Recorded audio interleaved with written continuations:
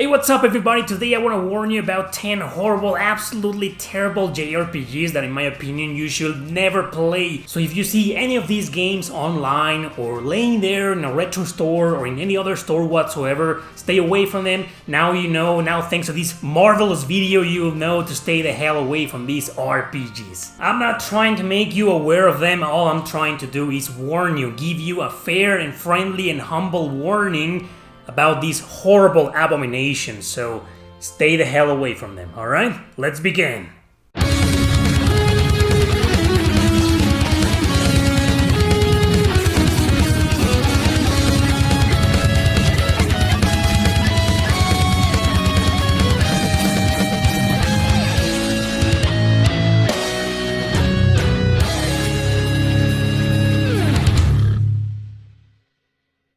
Number 10, Lagoon.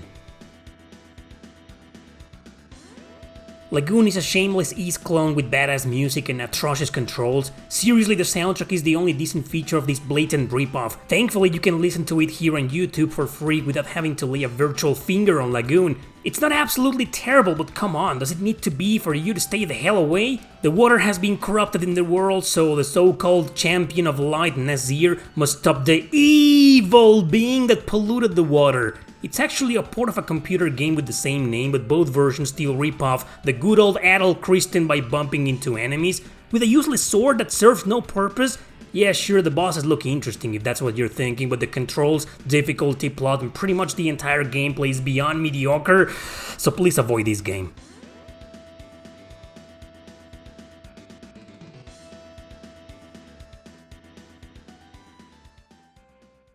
Number 9, Zoid's Assault. Zoid's Assault is one of the most boring strategy RPGs I've ever played in my boring life. I had the misfortune of playing it while I was still in Canada, and I almost believed it had been developed there, but it's part of a large Japanese mech franchise that's pretty popular. Not here though, no one cares about Zoids for good reasons. I mean, the games we got localized are vastly generic and lack the personality of Super Robot Tyson or other mech video game series. Now, is this Xbox 360 exclusive honestly that bad? No, but why would you play it over several other great tactical RPGs out there? Don't you have like a huge backlog and little to no time to play the games you bought? You don't want to waste it by traversing the poor generic blasphemy that Zoid's Assault turned out to be.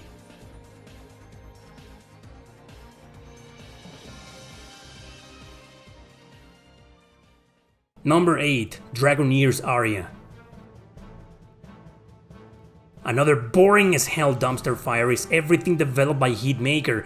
Well, except A Witch's Tale, that one was okay I guess. All other RPGs developed by them are trash, Dragoneer's no exception. It looks promising with interesting art style and character design, doesn't it? Actually, you play the first hour getting to a boss fight with a big ass dragon and realize it's not bad at all. Once you exit town though, you'll be blown away by the monotonous design of the game. But the biggest problem perhaps lies within the challenging jumps spiking so hard until you're dead. These turn-based battles could be easier than Rhapsody, a musical adventure, and I will still dump the game for how lame it is. Skip this game, oh please, I've been trashing it for as long as I can remember.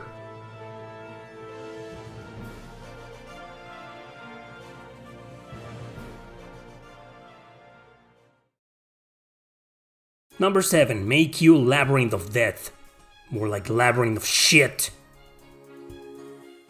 Several generic first-person dungeon crawlers were made for the Vita. Like seriously, a lot. We only got like several of them, but some were pretty darn decent. Make You Labyrinth of Shit is among the most boring, unbalanced, and cringe-worthy experiences you'll ever have. For starters, the game's nothing but tits, so alright, gotcha, you're like staring at them, so do I. Is there absolutely anything positive besides that? No, cause the rest is just another JRPG in existence with sexy magical girls and extremely dumb conversations that take too damn long. Battle system is different, no first person, it lays out in these regular view battle screens, but I don't wanna play with these lame ass robots. Where are my big titty girls with terrible design? Dude, I mentioned several dungeon crawlers on the Vita before, and they're much better, like Demon Gates for example. Play those instead, don't waste your time with this magical boob atrocity.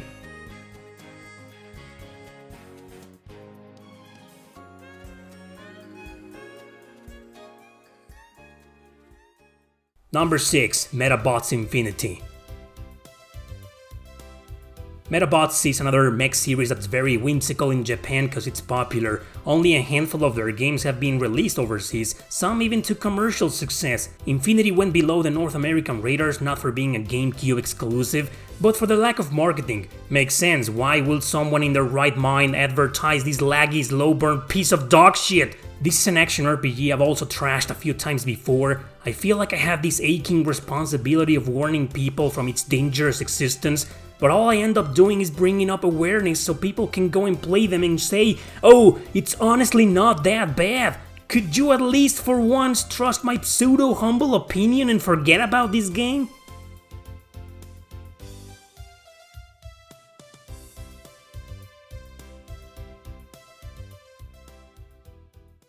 Number 5. Ephemeral Fantasia.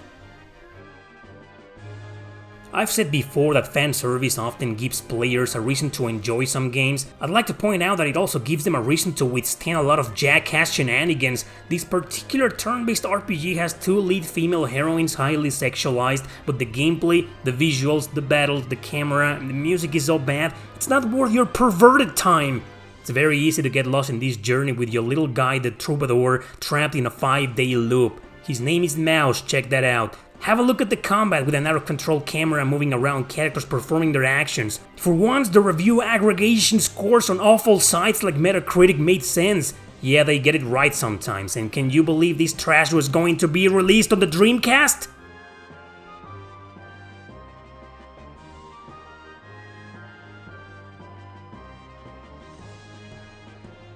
Number 4. Eternal Quest. Another insult my beautiful PlayStation 2 received was this PAL-exclusive roguelike RPG. Never made it to North America, I'm so happy for that. Defect number 1, barely any story to keep you interested. Defect number 2, barely any enemies to keep you entertained. Defect number 3, spikes galore, difficulty varies depending on how much of an idiot you are.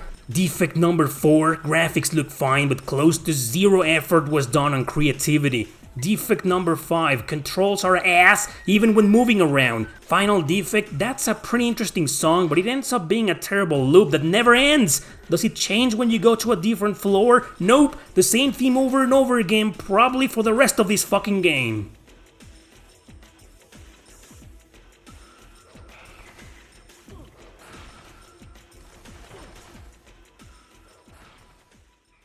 Number 3, Blaze and Blade Eternal Quest.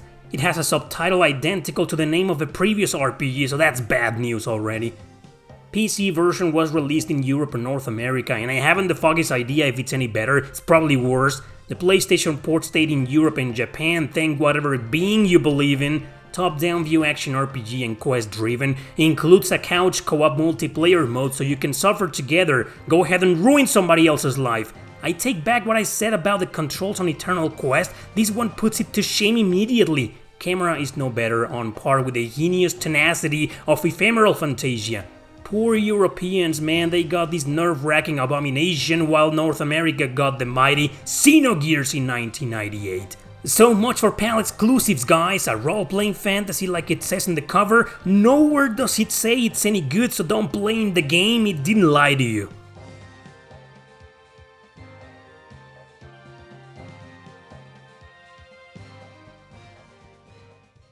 Number 2, Dracon.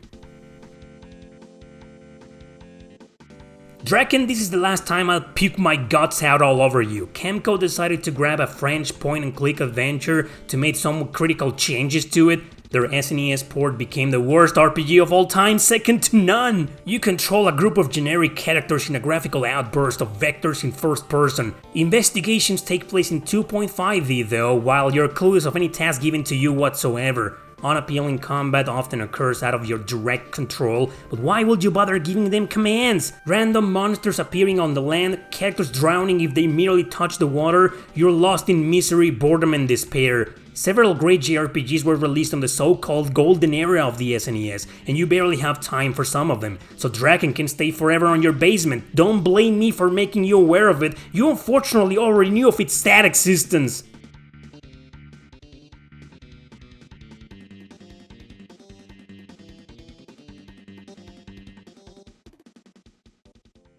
Number 1.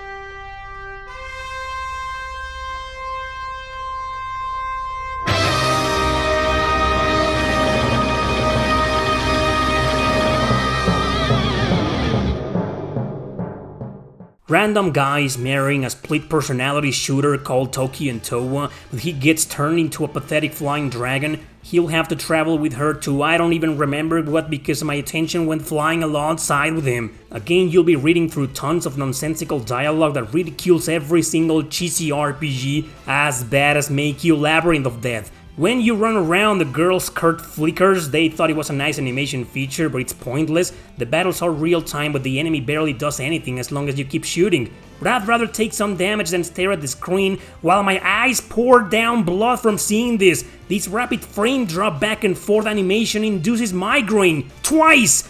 I'll never understand why Yuzo Koshiro worked on the music here. You think he probably did it for the money, but there are some things in life you just don't do for the money regardless of its quantity. NIS America apologized for localizing Last Rebellion developed by Hitmaker. They seriously did. Not for time and eternity, man. We deserve another apology for getting this mindbender hallucinogen that farted out of Chewbacca's dirty asshole! Never under any circumstances whatsoever play this game. You should never, absolutely never play them. Listen to me, trust my humble opinion, people. Please do yourselves a favor, stay the heck away from these games. If by some unfortunate event you end up playing them and enjoying them, I'm gonna leave the number and the mail, the email, to a shrink. A very, very good shrink that will help you go back to your senses. Shrink, link in the description. Thanks for watching, don't forget to subscribe and share this video with... No, don't share this video with anybody! See you next time!